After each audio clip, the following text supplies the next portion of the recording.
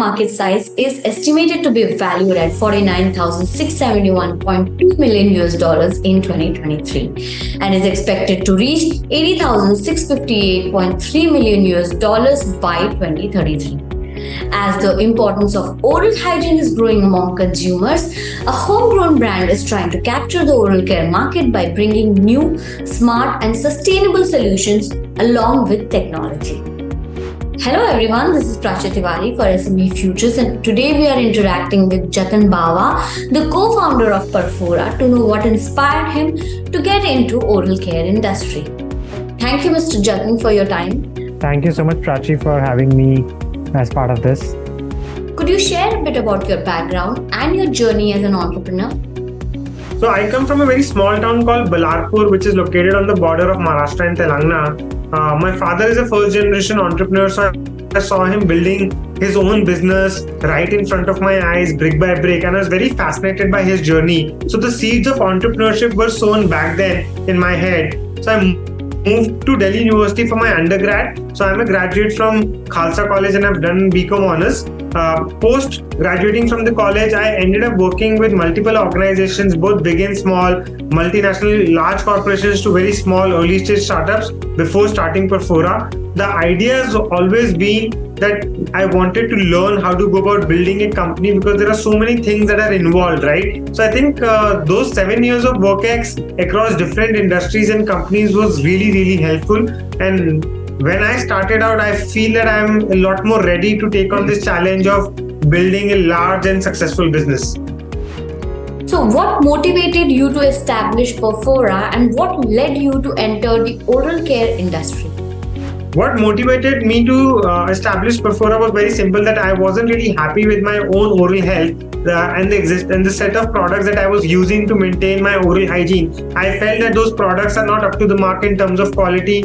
I felt those products are not safe. I felt those products are not really effective when it comes to improving my oral hygiene. 84% of Indians suffer through one or the other form of gum disease. About 7 out of 10 adults have cavities in their teeth. And when we looked at the existing set of products, whether existing products are good enough for solving these problems, we felt no. There is a massive lack of awareness in the consumer's head when it comes to oral hygiene. And second, they are not really concerned about how can they improve their oral hygiene, right? I think these were the 2-3 reasons which led us to start thinking, can we as an individual and we as a company solve this problem and really improve the oral hygiene for consumers out there?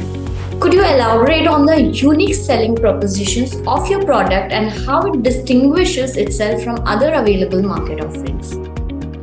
Our product offering is very design oriented, right? So we've actually created an electric toothbrush which is very sleek, which is probably the lightmost weighted electric toothbrush out in the market in terms of our overall product offering. So for example, we have a range of toothpaste and the kind of flavors that we do in toothpaste are very unique. We have a lavender rose, we have an Earl Grey mint, we have a jamun mint, we have a lemon mint. These are very unique flavor profiles, watermelon mint that no one else offers in the market today. Our products are safe and effective, right? Which essentially means that the technology or the ingredients that we're using in the product are sort of delivering a much better experience to the consumer, right? We don't end up using any ingredient that is not safe for consumption, right? That is not safe for your oral health.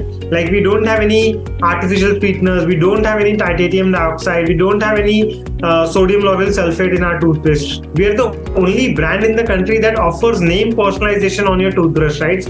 What prevailing trends are you observing within the oral sector? For us, one of the highest selling products is the electric toothbrush. We've been able to grow that electric toothbrush market at a very, very fast pace, right? And now, after we launched as a brand, there are so many other players, competitors in the brand that are trying to penetrate in the electric toothbrush as a category.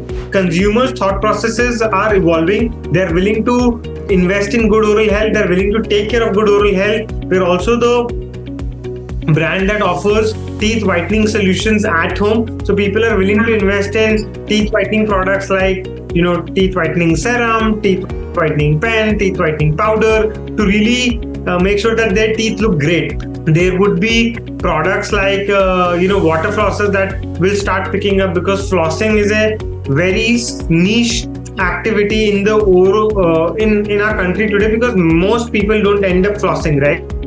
But that as a regime, that as a part of your oral care routine is picking up. So I think these are some of the trends that we are observing. Can you provide an update on the current state of the oral care industry? The current state is honestly still not that good, right? Because like I mentioned, the recent data that was published that talked about people in urban India brushing only 5 times a week, right? The state is still poor. I believe a lot of awareness is required so that people can start brushing every day to start with, every single day, and then eventually moving slowly and steadily to brushing twice a day. It will take a lot of time for that awareness to come into picture and for people to start taking oral health seriously. Can you outline the step-by-step process involved in creating your products? The first step is identifying a problem, right? We speak to hundreds of customers and consumers to understand what is the problem that they are facing with existing set of oral care products. So we identify that problem first, and then second, we try and also do some market research at our end, where we are understanding what is the market landscape looking like, where is the opportunity in terms of the product that we want to launch, which will sort of satisfy an existing consumer problem. Then we start working on the concept node of the product, where we are trying to understand how will our product be different, right? So once that concept node has been drafted, then we start working with our R&D team to come up with a prototype for the product. What will the initial set of prototype look like? What will be the features of that prototype? What will be the product specifications? And this is a long stage of prototyping. It takes us anywhere between 3 to 9 months to go through multiple iterations of a product prototype. Once those iterations have been done, we come back and start, and once it has been improved internally, we take a commercial batch of the product with our manufacturer, and that is when we end up launching the product. Who constitutes your customer base, and do you have any significant number of repeat buyers? Today is primarily Gen Zs and millennials, right? This is in the age bracket of 18 to 35. This is the largest customer base that we are catering to. In terms of geography, we are primarily selling to people who live in Bombay, Bangalore, Delhi, Pune, Hyderabad, all metropolitan tier 1 cities. The repeat percentage for our brand is very healthy, and it is continuing to grow quarter on quarter. What obstacles did you encounter while establishing your brand, and how much time did you invest in building it?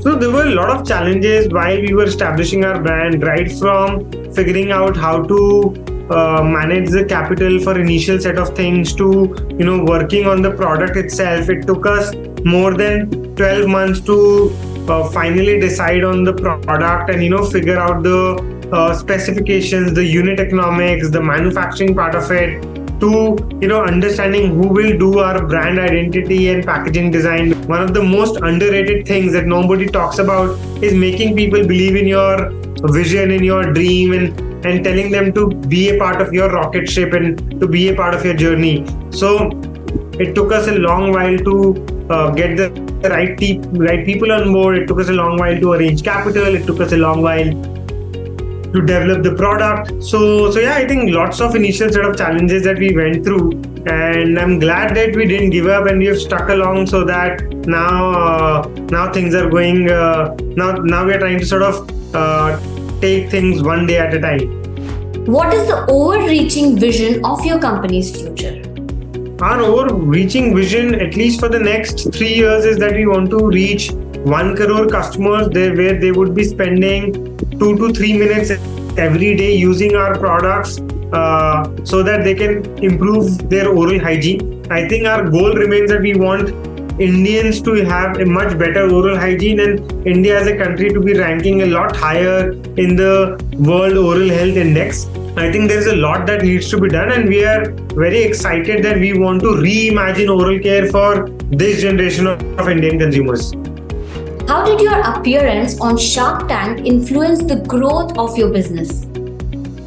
In terms of Shark Tank, it did really have a very strong impact on our business growth.